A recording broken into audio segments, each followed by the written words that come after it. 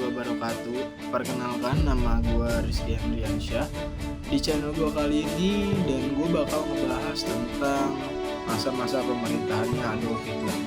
Jadi di channel gue kali ini gue bakal membahas tentang Adolf Hitler lebih rinci, lebih detail lagi. Buat kalian yang nggak tahu Adolf Hitler, pasti kalian kepo juga kan? Ya udah, tonton aja sampai habis. Gue bakal bahas semuanya, oke? Enjoy your watching. Setelah pembahasan kita di minggu kemarin tentang kebijakan ekonomi masa pemerintahan Adolf Hitler, di minggu kali ini dan di materi yang saya bawakan di minggu ini akan memperjelas dan memperdalam materi tentang kebijakan ekonomi di masa pemerintahan Adolf Hitler. Di bagian ini saya akan menjelaskan kebijakan ekonomi tentang program pekerjaan umum besar untuk mengurangi pengangguran pada masa Adolf Hitler. Adolf Hitler memulai program pekerjaan umum besar ini pada 1 Juni 1933 untuk menciptakan lapangan kerja. Program ini meliputi pembangunan rumah sakit, sekolah, jalan raya, dan gedung-gedung publik serta stadion Olimpiade 1936. Nazi memandang ekonomi sebagai landasan masa depan mereka, ideologis tujuan. Nazi memasuki pemerintahan pada tahun 1933 dengan serangkaian hasil yang ingin mereka capai melalui ekonomi. Tetapi, bukan kebijakan yang jelas untuk mencapainya. Hasil yang ingin mereka capai adalah stabilitas ekonomi, mengakhiri pengangguran, dan otonomi. Program pekerjaan umum besar di bawah kepemimpinan Adolf Hitler merupakan inisiatif utama untuk mengatasi pengangguran di Jerman. Salah satu proyek paling terkenal adalah pembangunan jaringan jalan raya atau Autobahn, yang bertujuan meningkatkan infrastruktur transportasi. Melalui proyek ini, jutaan orang yang sebelumnya menganggur diberikan pekerjaan, sehingga angka pengangguran secara signifikan menurun. Pemerintah Nazi memprioritaskan pembangunan infrastruktur, termasuk jembatan dan pembangunan publik, dengan pembiayaan dari anggaran negara. Selain menciptakan lapangan kerja, program ini juga berfungsi sebagai alat propaganda, menunjukkan keberhasilan rezim dalam memulihkan ekonomi Jerman. Nah, jadi proyek-proyek tersebut tidak hanya fokus pada pembangunan fisik, tetapi juga berkontribusi pada mobilitas dan koneksivitas yang diharapkan akan mendukung pertumbuhan industri dan perdagangan. Dalam waktu yang singkat ini, program ini memberikan dampak positif pada perekonomian, meskipun efek jangka panjangnya berkaitan erat dengan militarisme dan kebijakan agresif yang diambil oleh rezim Nazi.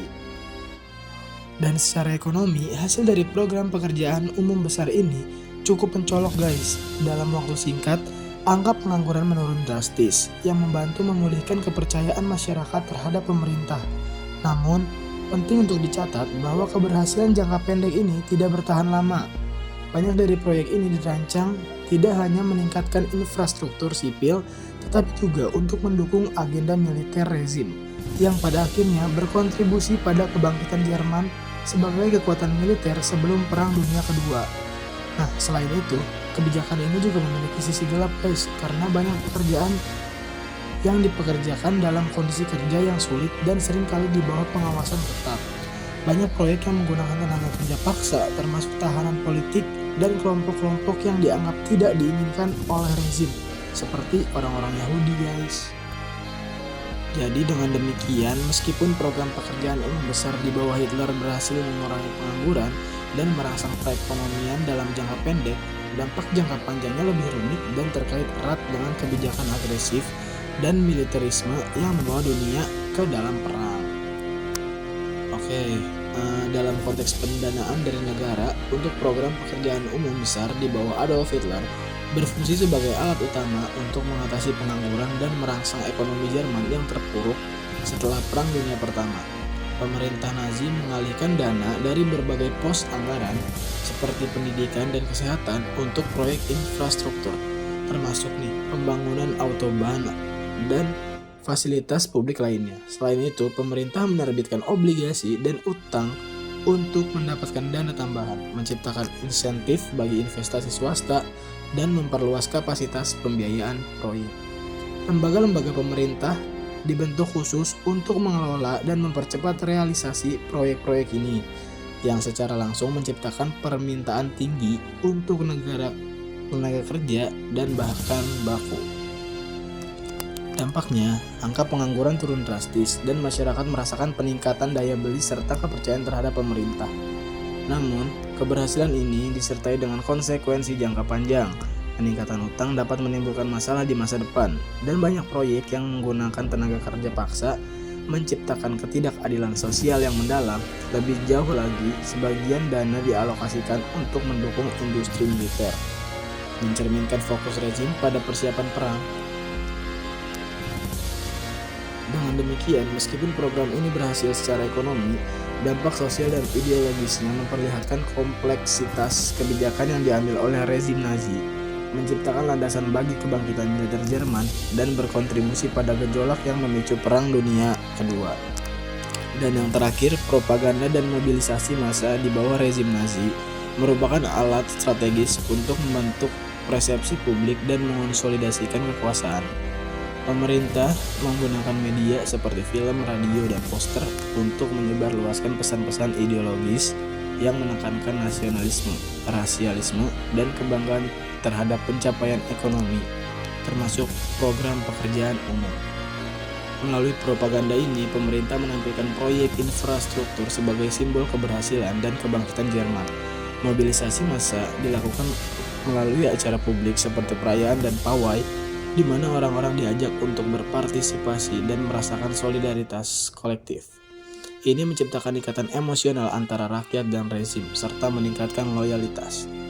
Rezim juga memanfaatkan kesulitan ekonomi yang dialami masyarakat dengan menjanjikan solusi konkret seperti pekerjaan dan stabilitas. Dengan menunjukkan dampak positif dari program-program mereka, seperti pengangguran, pemerintah berhasil meraih dukungan luas. Sementara kritik terhadap rezim ditekan melalui kontrol ketat terhadap informasi dan penyensoran.